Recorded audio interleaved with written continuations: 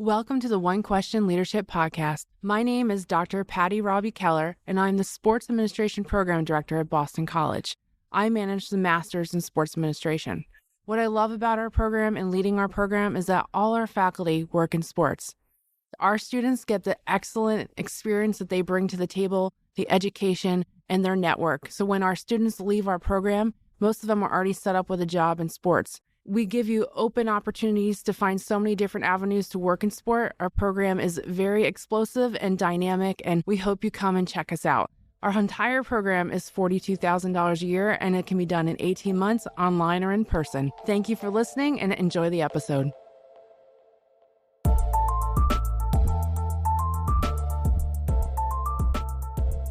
Greetings, this is Ty Brown, and welcome to the One Question Leadership Podcast, where we highlight executive and organizational leadership. Be sure to follow us on Twitter and Instagram at 1Q Leadership. I am joined by Professor Brian Shannon. Professor Shannon is the Horn Distinguished Professor of Law in the Texas Tech School of Law, and also serves as a faculty athletic rep there at Texas Tech. Greetings, Brian. Thanks for joining us. Hey, Ty. Glad to be with you. So you've been professoring since the 80s, I guess, right there at Texas Tech? Yeah, since about 1988, 35 years now. For a while there. Yeah. Been over 15 years as the FAR. Right. So in my mind, you have a lot of thoughts of college athletics in terms of experience, in terms of seeing where this thing has been, where it is now, and where it's going. And then also in terms of what you do in academia. Tell me the areas that you teach and the areas that you research. Sure, glad to. I teach contracts every year. Also taught criminal law most of the years that I've been teaching. A lot of my policy and research work has been in mental health law, largely with the overlap in the criminal justice system, but not exclusively. Really? So that's interesting, just to kind of veer off a little bit real quick about academia. So your research is a little different than what you teach.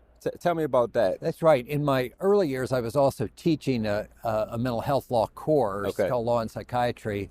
Once I became our faculty athletics rep, though, I tried to continue teaching a full load, and they offered me course release. And the first year I figured out I should have taken them up on it. So I've cut back on some of the courses I've taught, but I've continued with the mental health law research. Oh, okay, I see. So then tell me about mental health law research. Give me a little bit of a description of what that is. Yeah, so there are a number of differing areas of mental health law, from civil law, civil commitments, emergency detentions. A lot of my work's been on the criminal justice side. We were finding that many people with serious mental illness weren't getting appropriate treatment and were getting caught up in our jails and prisons. Yeah. So my mother grew up in Ypsilanti, Michigan. Grandmother was in the outskirts of Ypsilanti, and everybody always said, well, since they closed the hospital, and they were talking about the hospital, I guess it had hospitals for people with mental illness, or since they closed the hospitals or something. Was there a point when things were government funded, like facilities or something? Because that was something everybody always talked about up there in Michigan. Yeah, we saw, really going back to the 60s and 70s, there were many people with serious mental illness would end up in state facilities, state hospitals. A lot of them were not very good places. Yeah, I've heard. And so kind of in the era of civil rights litigation, in addition to issues relating to race and gender, other forms of discrimination, some lawyers also challenged these approaches. Well, one of the last acts that President Kennedy signed before he was assassinated was a Community Mental Health Centers Act that created a mechanism for funding for community-based mental health centers. The dream was you would start shutting down the institutions, you would have more community-based care. Unfortunately, a lot of the funding didn't follow. So we saw a lot of the state hospitals being shut down or greatly reducing their patient size, and quite honestly, in a good way, that they're better places for true treatment, but we didn't see the dollars flow into the community for community health care.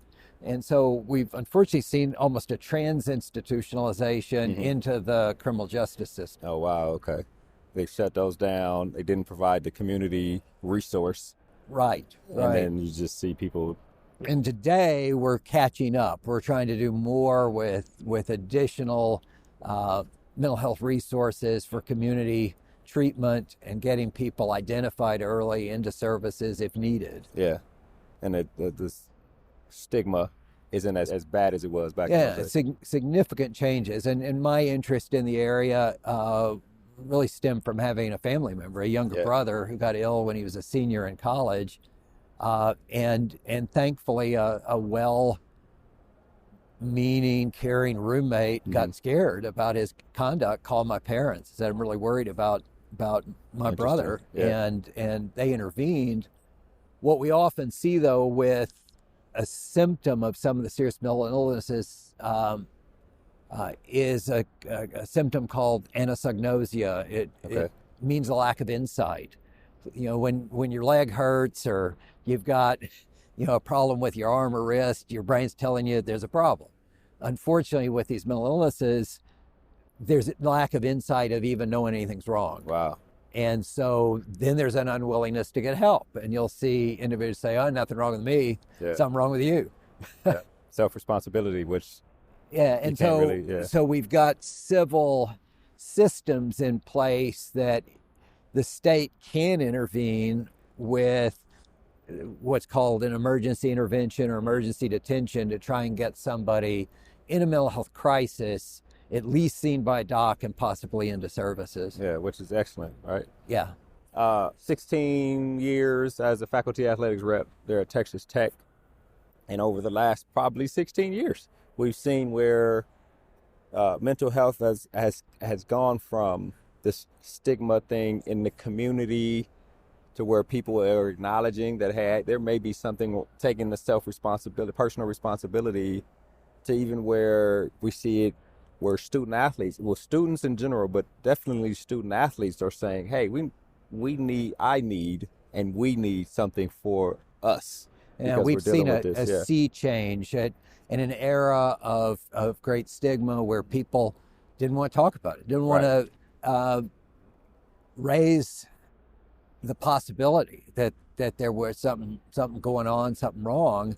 Today, in fact, Dr. Hainline mentioned this at the convention, from his starting point in 2013 as the chief medical officer, at his very first convention, student athletes, the SAC group, was clamoring for more support on mental health issues. And that has only increased in that. And I've been impressed in my FAR role that top issue at National SAC when I was on the D1 Council, top issue the last several years within the Big 12 SAC has been, let's do more about mental health issues. And so I think it's great. It's being student demanded and sought. Which is excellent. I wonder, is there any aspect of your research that may overlap with student athlete mental health? I think there's some overlap, and we've got to keep in mind that there are differences between people dealing with mental health challenges versus someone with serious mental illness. Okay.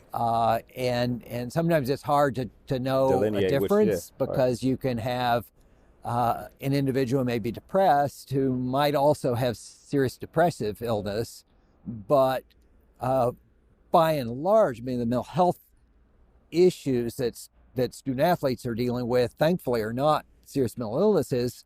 Doesn't mean they're not important and serious, but like college is a time of transition to begin with. Yeah. And then you've got a student athlete that probably wouldn't have been recruited if he or she had not been tops in his sport in high school, and suddenly they're not, or they might be coping with injury, they might be coping with gender identity recognition, that they're, should they come out, if they're gay, if they're an international student, coping with being in a new country. And so all of these different pressures can come to bear. Obviously, COVID didn't help any of us. Yeah. We're coming out of that, but some of our student athletes who are having that extra COVID year experienced significant challenges too. I think that's interesting. Mental health challenges versus mental illness. Yeah, That's real interesting to me. Dr. Hainline said something interesting at a prior conference when he'd spoken to the FARS. He said he had gone to a national conference of athletics trainers, and he just asked a show of hands, how many of you have an emergency action plan in the event of a cardiac incident happening at one of your athletics facilities? Every hand goes up. Yeah. And he said, how many of you have rehearsed or have a plan in place for a psychiatric emergency? He said maybe 5 hands went up. Wow, yeah. And so one of the things the NCAA has done is, through its development of mental health best practices, has created an expectation that member institutions have an emergency psychiatric crisis plan in place and have rehearsed it. So what to do in that situation if somebody is in psychosis, threatening to harm himself or others? Are there coordination, work with the community to bring out, say, a mobile crisis outreach team from a community mental health center? Doesn't mean anybody in athletics has to fix it or solve the issue, but we need to know how to respond. Yeah, that's excellent. Yeah. I wonder if there are things that are being put in place by the NCAA that, either by the time we publish this conversation or, after the conversation, before the conversation, things that may come out that actually, we can applaud that will help, in addition to what you just said. I think when they first developed the mental health best practices several years ago, it was scientific based. They had input from a number of the major entities out there, National Alliance on Mental Illness, an array of groups. And for example, one shift in the new model is there's an expectation of screening individuals when they first come to campus.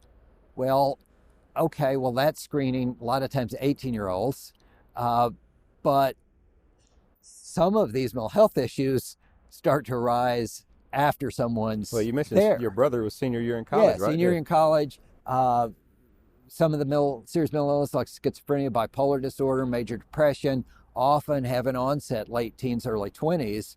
And so one of the changes in the NCAA approach is to permit and have screenings at different times with standardized types of screening instruments to try and flag, is there something here that we ought to look at further?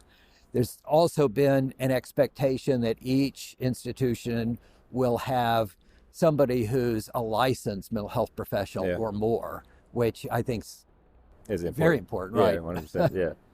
Is there, and you'll have to help me, and this may be a medical question, but those things you mentioned, schizophrenia and the things the onset things that come in the early 20s or late teens, could those be genetic? They're definitely a genetic component. They've identified with bipolar disorder a gene marker.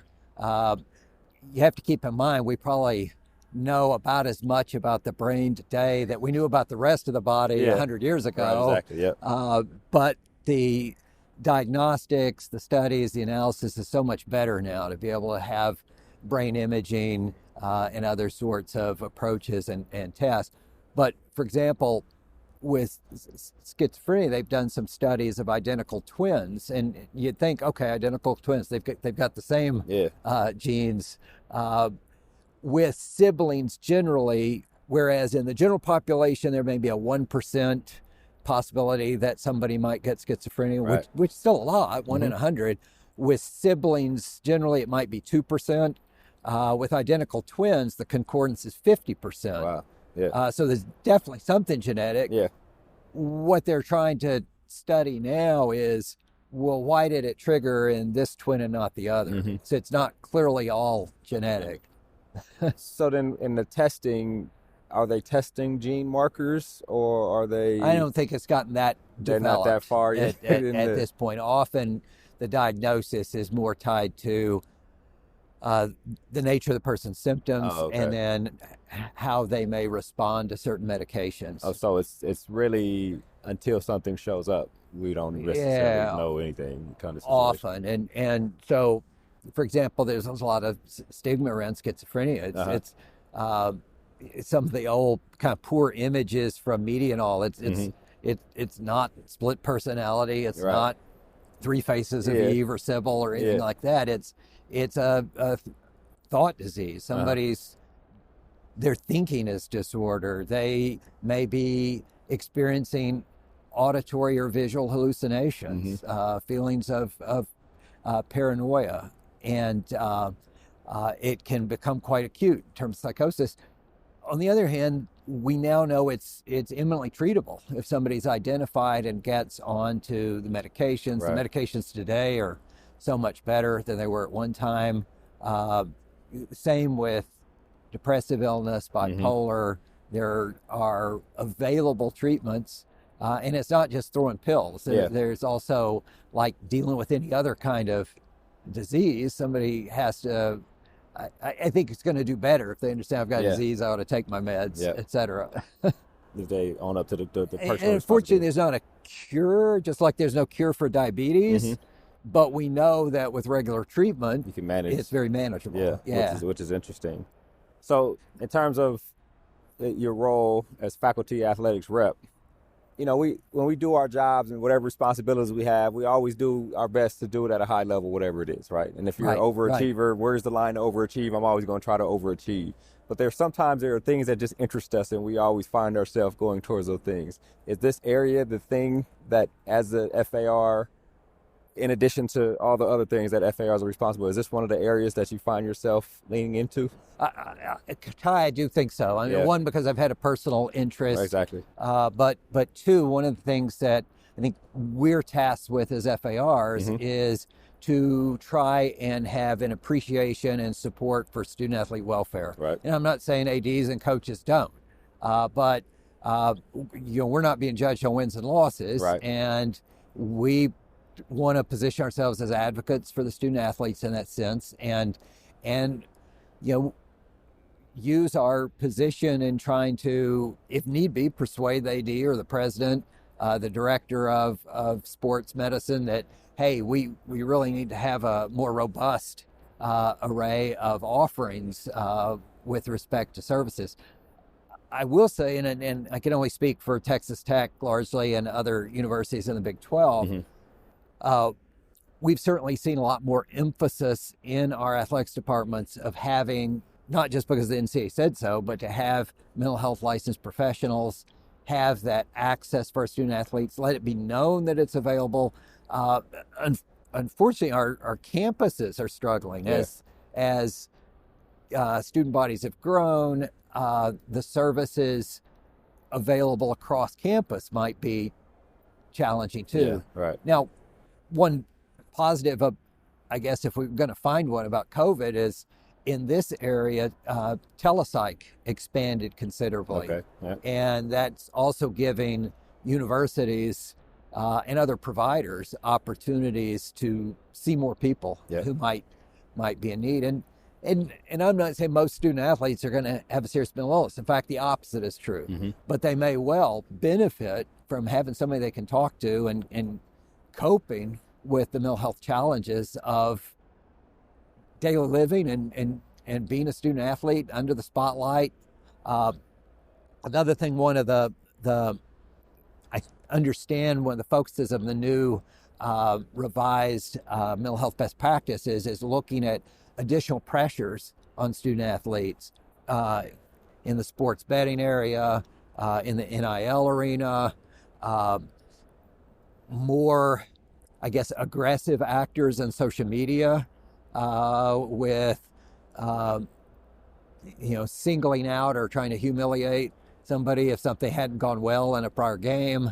And so it's creating even more pressures on our student athletes. Which is crazy. Well, Brian, this has been an excellent conversation. I really, in terms of understanding FARs, and especially when you talk about being able to overlap your interests of study, right, with what you do and another hat you wear at the university, it sounds like you value the responsibility that you have, and also definitely at Texas Tech. But in general, I think college athletics is better for having people such as you in positions such as these. And I really appreciate you joining us here on One Question Leadership Podcast. Well, Ty, thank you very much. Glad to be with you and great to see you again. Yes, sir. That was Brian Shannon. He is the Horn Distinguished Professor of Law at Texas Tech School of Law. And he's also the faculty athletic representative for Texas Tech Athletics. And of course, I am Ty Brown with One Question. And keep in mind, the role of a leader is to create and maintain an environment that people want to be a part of. And as always, be better tomorrow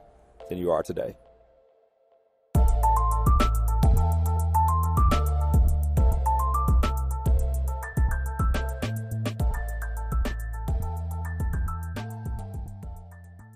This episode of the One Question Leadership Podcast is produced by Spades Media Group, solving problems using creative leadership.